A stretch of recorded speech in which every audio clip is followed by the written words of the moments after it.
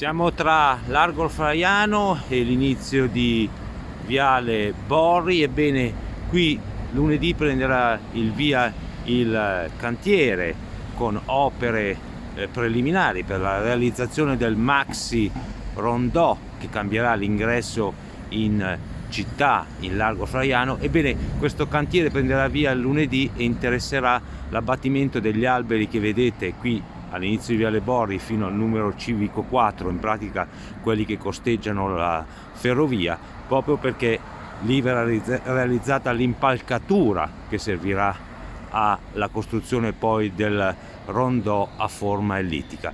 C'è l'ordinanza della polizia locale da lunedì fino alla fine del mese, e nei giorni feriali dal lunedì al venerdì dalle 9 di mattina alle 4 del pomeriggio verrà eseguito l'intervento e ci saranno restringimenti di carreggiata che annunciano quindi disagi in questo tratto molto trafficato della viabilità cittadina.